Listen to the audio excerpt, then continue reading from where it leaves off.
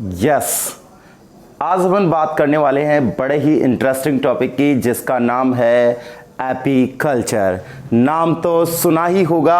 Apiculture means क्या होता है? मधुमक्खी पालन। इसको बी कल्चर भी बोल सकते हैं। इसके बहुत ही खतरनाक और शानदार यूज है। मेरे किसान भाई अगर मुझे देख रहे हैं तो उनके लिए वरदान साबित हो सकता है। एक छोटा सा प्रयास जिंदगी में बड़ा परिवर्तन ला सकता है। बात करता हूं मैं इसी टॉपिक की, बी कल्चर। आप लोग मेरे साथ बने रहिए, अपन ले चलते हैं बी कल्चर यानी मधुमक्खी पालन। मधुमक्खी पालन की मधुमक्खी पालन। मधुमक्खी पालन का मतलब क्या होता है कि मधुमक्खियों को बड़े पैमाने पर पालना और उनसे लाभ प्राप्त करना, ठीक है ना। और मधुमक्खी पालन के 3 बड़े यूज में आप लोगों को बताने वाला हूं। मेरे किसान भाई, बच्चों के साथ में किसान भाई यहां पे बने रहे हैं, क्योंकि मैं 3 बड़े यूज बताने वाला हूं। फर्स्ट होता है शहद प्राप्त करना।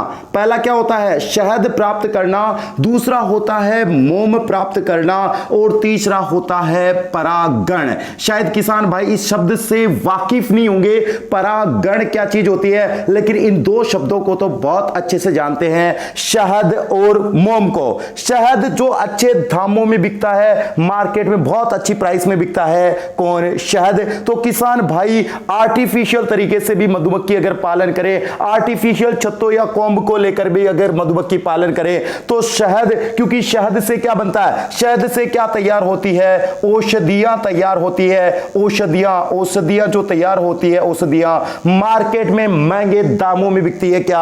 औषधियां। और अगर मोम की बात की जाए, मोम का जो यूज होता है वो खिलौने बनाने में होता है। खिलौने जो हाई क्वालिटी की, जैसे कठपुतली वगैरह नहीं होती है, इस तरीके की हाई क्वालिटी के जो खिलौने बनाने होते हैं उसमें मोम का यूज होता है। और या अपन बात करें खिलौनों के अलावा तो पॉलिश करने के अंदर, पॉलिश के अंदर भी इसका यूज होता है। पॉलिश। तो बच्चों आप लोग भी ध्यान दें, आपके पेरेंट्स के साथ में आप लोगों को भी ध्यान देना चाहिए, क्योंकि मोम का यूज किसमें होता है? खिलौने और पॉलिश बनाने के लिए भी होता है। आप लोगों को चौंक जाओगे इसको सुन के, तो आप लोगों का माइंड ब्लोविंग हो जाएगा, क्योंकि यहां मैं बताने वाला हूं एक बहुत ही अच्छा और शानदार बात, वो है परागण। जेठ 2019 में भी ये क्वेश्चन पूछ लिया था कि इनके अलावा भी मधुमक्खी पालन का क्या यूज है, तो यहां पे उसका जो आंसर जा रहा था वो परागण। अरे कुछ कमजोर किस्म के बच्चे डायरेक्ट क्या होते हैं, उन्होंने पढ़ा, पहले ऑप्शन देखा मॉम, ओ नो ये वो मॉम, और दूसरा देखा शहद, ओ शहद आ गया, शहद को वहां पे मार्क करेक्ट कर दिया, क्योंकि वहां पे क्वेश्चन ढंग से नहीं पढ़ते ना तो बैंड बज जाती है कॉम्पिटिशन एग्जाम में। कंपटीशन एग्जाम में क्वेश्चन को एक क्लियरिटी के साथ में पढ़ना होता है। और वहां पे जिन बच्चों ने, जो टॉपर बच्चे थे, उन लोगों की पता है क्या थीम थी? उन लोगों ने बहुत बढ़िया तरीके से उसको पढ़ा था। उन्होंने पढ़ा था मधुमक्खी पालन का महत्व और बढ़ जाता है। अरे भाई ये 2 तो सब जानते हैं, और बढ़ जाता है, और बढ़ जाता है, और बढ़ जाता है, बोले तो क्या हो जाता है? ज्यादा हो जाता है। और यहां पे आंसर क्या जा रहा था? परागण। अब परागण होती क्या है? एक आप लोगों ने देखा होगा, कभी फ्लावर देखा होगा, मैं सिंपल तरीके से आइडेंटिफाई करने के हिसाब से बना रहा हूं फ्लावर। आप लोगों ने इस तरीके से फ्लावर देखा है, फ्लावर पे, ठीक है ना, फ्लावर पे क्या होते हैं? इस तरीके से पुंकेसर लगे होते हैं। अगर मेरे किसान भाई देख रहे हैं तो हल्का सा पाउडर जैसी सफेद या पीले रंग के से पाउडर जैसी संरचना होती है, उनमें जो कण होते हैं किसान भाइयों, उनको क्या बोलते हैं? परागकण। क्या बोलते हैं? परागकण बोलते हैं। और अगर साइंस के स्टूडेंट हो तो डेफिनेटली आप लोग देख पाते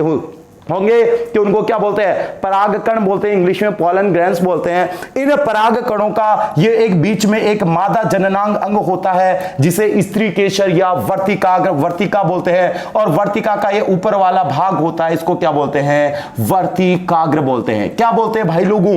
वर्तिकाग्र बोलते हैं। इन परागकणों का इस वर्तिकाग्र पर पहुंचने की जो क्रिया होती है, इसको क्या बोलते हैं? परागण बोलते हैं। अब किसान भाई सोच रही परागण का हमारी लाइफ में क्या यूज हुआ, हमें क्या प्रॉफिट हुआ?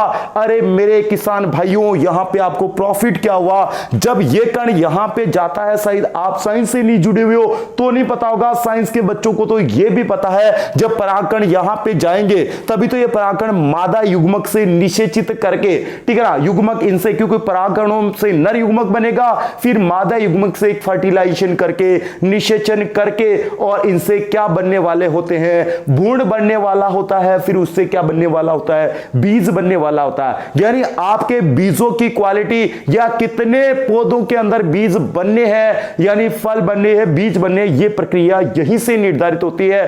तो यानी आपकी फसलें हैं जिनमें कीट परागण होता है, तो वहां पे आप इसका यूज कर सकते हैं, किसका, मधुमक्खी पालन का। यानी जो परागण की क्रिया होती है, इससे उसकी क्वालिटी यानी उसकी गुणवत्ता, ठीक है ना, उसकी क्या बन जाती है, गुणवत्ता भी बढ़ जाती है। अच्छे बीज तैयार होंगे, प्रोडक्शन होगा वो पहले की तुलना में हाई इंक्रीज हो जाएगा, बहुत ज्यादा मात्रा में बढ़ जाएगा। तो आप लोगों को यहां पे मधुमक्खी पालन समझने की बहुत ज्यादा आवश्यकता पड़ रही है। मैंने केवल अभी इंपोर्टेंस बताया है, इसको कहते क्या है, इसके अध्ययन को क्या कहते हैं, मैं इसकी डिटेल से चर्चा कर रहा था हूं आप लोगों के पास में। समय अभाव के कारण मैं थोड़ी बहुत ही चर्चा कर पाऊंगा। इसके अध्ययन को, मधुमक्खी पालन को क्या बोलते हैं, एपीकल्चर। क्या बोलते हैं, एपीकल्चर बोलते हैं, ठीक है ना। कल्चर बोलते हैं, कल्चर बोल सकते हैं, एपीकल्चर, और हिंदी में क्या बोल देंगे, मधुमक्खी पालन। इसकी 4 प्रजातियां, मैं इसके सामाजिक संगठन की बात करने वाला हूं। सामाजिक संगठन, अरे अपने अपना समाज देखा, ठीक है ना, बाप देखा, मां देखा, बेटा देखा, बहू देखा, चाचा देखा, ताऊ देखा। आज मैं बात करने वाला हूं मधुमक्खियों के समाज की। उनके समाज में क्या होता है। जो एपीकल्चर होती है, इनको एपिस बोलते हैं, इनको क्या बोलते हैं, एपिस बोलते हैं। और एपिस इसके जीनस का नाम भी है, इनके वंश का नाम भी है। और इस वंश में जो जातियां पाई जाती है, उन 4 जातियों की मैं बात करने वाला हूं। कौन कौन सी, एपिस इंडिका, एपिस इंडिका, अरे गाड़ी का नाम इंडिका वो नहीं है, ये एपिस इंडिका, एपिस फ्लोरिया, ठीक है ना, एपिस फ्लोरिया, एपिस मेलिफेरा, ठीक है ना, एपिस डोरसेटा, ठीक है ना, एपिस डोरसेटा भी होती है, डोरसेटा भी होती है, और एक होती है मेलिफेरा। मेरे किसान भाई इसको, इसे बच्चे भी जान सकते हैं, किसान भाई भी जान सकते हैं। ये इसके 4 स्पीसीज होती है। जैसे अपन इंडियन होते हैं, कोई चाइनीज होता है, कोई अमेरिकन होता है, कोई पाकिस्तान, मतलब अलग अलग कंट्रियों के होते हैं। वैसे ही ये भी एक अलग अलग स्पीसीज है, अलग अलग जातियां हैं किसकी, मधुमक्खी की, ठीक है ना, एपिस का। इसके आगे अगर एपिस देखो, आप लोगों को तो वैज्ञानिक नाम की थोड़ी सी नॉलेज मुझे देना यहां पे सही सूटेबल लगता है। वैज्ञानिक नाम जो लिखा जाता है, या वैज्ञानिक जो नाम लिखा जाता है, वैज्ञानिक नाम जो लिखा जाता है, उसमें पहला अक्षर किसका आता है, वंश का आता है, और दूसरा अक्षर किसका आता है, उसकी जाति का आता है, यानी स्पीसीज का। इसको इंग्लिश में जीनर, और इसको क्या बोलते हैं, स्पीसीज बोलते हैं। तो यहां पे जैसे फॉर एग्जांपल मैं एक का लिख देता हूं, जैसे एपिस इंडिका, ठीक है ना, एपिस इंडिका, एपिस इंडिका लिखा मैंने, तो एपिस तो क्या है, जीनस, और इंडिका क्या, जाति। इसका पूरा नाम होता है एपिस इंडिका। इसी तरीके से हो गया एपिस फ्लोरिया, इसी तरीके से हो गया एपिस डोरसेटा, इसी तरीके से हो गया एपिस मेलिफेरा। अब आप लोगों को जानकर बहुत मजा आने वाला है, क्योंकि मैं इनकी ट्रिक बताने वाला हूं आप लोगों को। आप लोग कंसल्ट करें कि एपिस, देखो इंडिका, इंडिया वाले कहते हैं मुझे प्यार से, इंडिया वाले भाई, बिल्कुल यहां पे इंडिका की अपन बात करने वाले हैं। तो इंडिका होती है, उससे 3 से लेकर के 4 केजी शहद प्राप्त होता है, 3 से लेकर के 4 केजी शहद प्राप्त होता है। भारतीय मक्खी, जिसको अपन 3 से लेकर के 4 केजी शहद, एक मक्खी से नहीं, पूरे कॉम में, पूरे छाते में इनमें मिलता है 3 से लेकर के 4 केजी शहद। फ्लोरिया नाम से बेचारी फूल की तरह, फ्लोरिया, फ्लोवर किसको बोलते हैं, फूल को, फूल की तरह कोमल होती है, यानी मधुर स्वभाव वाली होती है, स्वभाव वाली होती है, यानी कोमल स्वभाव वाली होती है। इसका जो शहद जो उत्पादन है वो काफी बेचारी कम कर पाती है, यानी ये ज्यादा काम की नहीं है एपिस फ्लोरिया। आप लोगों को भी फूल की तरह कोमल नहीं बनना चाहिए, अपने लक्ष्य को लेकर के आप लोगों को भी सख्त बनना चाहिए। इतना भी सख्त नहीं बनना चाहिए जितना डोरसेटा बन जाती है, और इतना भी कोमल नहीं होना चाहिए जितना फ्लोरिया होती है। डोरसेटा ये एक गुस्सेले स्वभाव की है, ये एक गुस्सेले स्वभाव की है, स्वभाव की।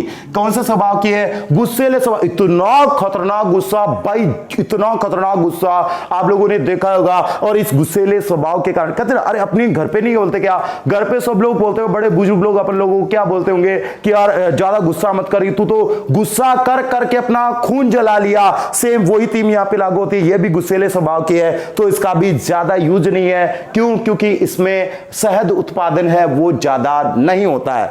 और मेलिफेरा, ये बड़ी मस्त लगती है मुझे मेलिफेरा। मेलिफेरा, क्योंकि मेले में फिर के आती है, ठीक है ना, मेले में फिरना, मेलिफेरा को याद रखना, मेले में फिरना यानी मेले में घूम के आती है, खूब मिठाइयां खा के आती है और खूब शहद बनाती है। ये ट्रिक है मेरी, आप लोग मेलिफेरा, मेलिफेरा होती है वो सर्वाधिक शहद, ठीक है ना, सर्वाधिक जो शहद उत्पादन करती है, शहद जो उत्पादन करती है, उत्पादन जो करती है, सर्वाधिक शहद उत्पादन करने वाली जो मक्खी होती है वो कौन सी है? मेलिफेरा। एग्जाम में आपको घुमा देंगे, ठीक है, घुमा देंगे बेटा, घुमा देंगे। कैसे घुमाएंगे? कि आर्थिक दृष्टि, इकोनॉमिकल रूप से सबसे इंपॉर्टेंट भी कौन सी होती है, ठीक है ना, यानी आर्थिक दृष्टि से सबसे महत्वपूर्ण मधुमक्खी कौन सी होती है, तो आपको यहां पे ये लिख देता हूं आप लोगों के लिए, ठीक है ना, आर्थिक दृष्टि से भी महत्वपूर्ण मधुमक्खी कौन सी होती है? मेलिफेरा। कौन सी होती है बेटा? मेलिफेरा होती है। तो आप लोगों को सिंपल तरीके से आप लोग इसकी स्पीसीज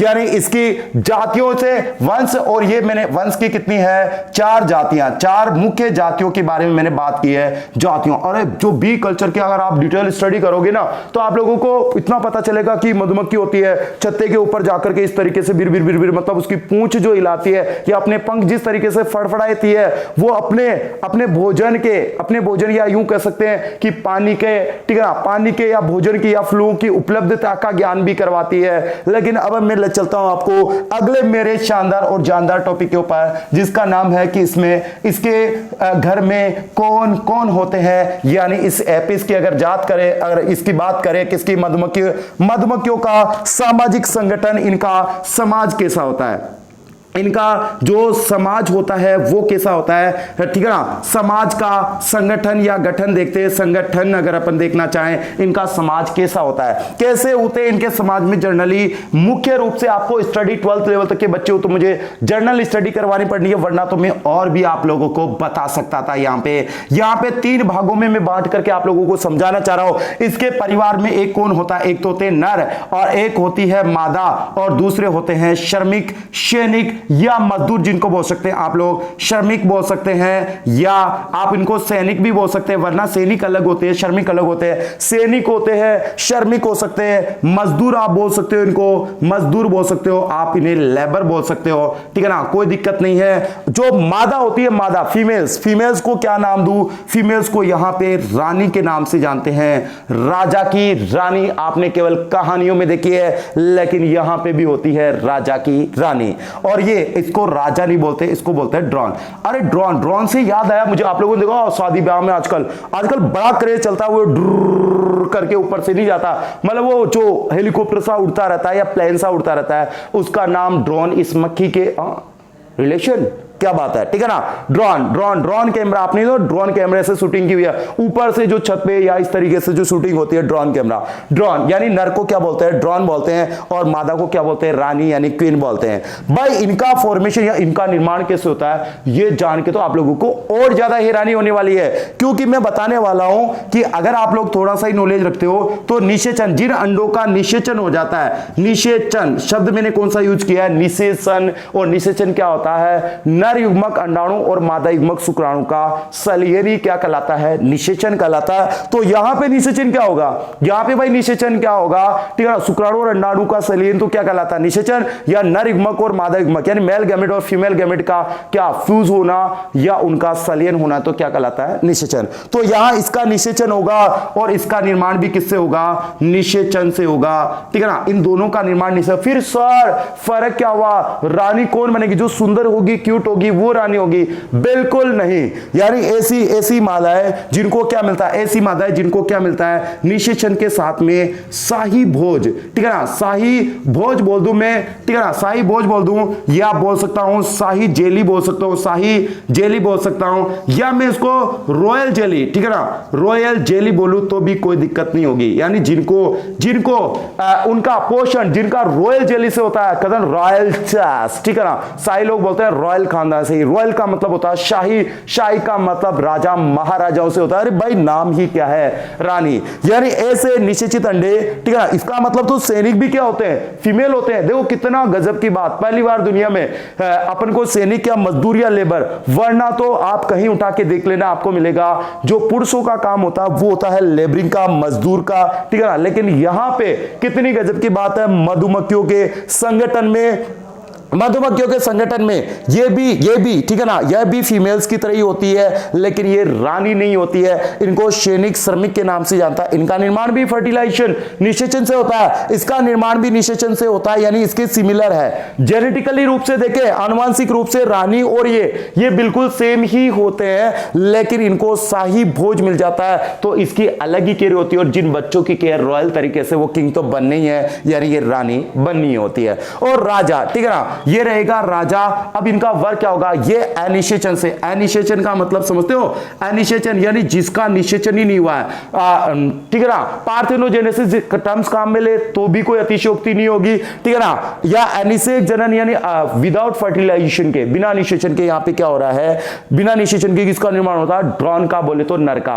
और राजा और रानी यानी नर और मादा का वर्ग क्या होगा, वर्ग होगा केवल संतान पैदा करना, ठीक है ना। ये यहां पे पुराने राजा महाराजा जो फाइटिंग करते थे, ये वहां फाइटिंग नहीं करेंगे, क्या करेंगे, संतान पैदा करना। केवल इनका काम क्या होता है, संतान पैदा करना। मधुमक्खी में इनका अलग ही चेंबर होता है, अलग ही कोश होता है, वहां पे संतान पैदा करते रहते हैं, यानी अंडे देने का काम या नए बच्चे पैदा करने का काम किसका होता है, ड्रोन का और क्वीन का होता है। और ये मजदूर लेबर वगैरह ये क्या काम करते हैं, ये बेचारे जितना भी जो सुरक्षा का काम होता है, सुरक्षा का काम होता है, या जो भोजन तैयार करने का काम होता है, या शहद बनाने का अगर काम करना है, या अगर छाता बनाने का काम करना है, तो ये सब काम, वैसे तो इसमें आगे और डिटेल चलता है, लेकिन आप लोगों के लेवल में नहीं है, इसलिए मैंने एक सब काम किनको बता दिए, इन्हीं के ही बता दिए। ये होता है मधुमक्खी पालन के अंदर। और मधुमक्खी पालन का सिंपल तरीके से आप लोगों ने स्टडी किया है, तो मैंने आपको थोड़ा सा ही बताया। आप मधुमक्खी पालन, आर्टिफिशियल छाते भी मार्केट में आ चुके हैं, आप लोग ला सकते हैं, उनको यूज करके भी आप क्या क्या कर सकते हैं, बहुत बढ़िया तरीके से आप लोग, बहुत ही बढ़िया तरीके से आप लोग क्या कर सकते हैं, लाभ ले सकते हैं। और इससे रिलेटेड क्वेश्चंस भी एग्जाम में आता है, तो दोनों ही दृष्टि से आपके इंपॉर्टेंट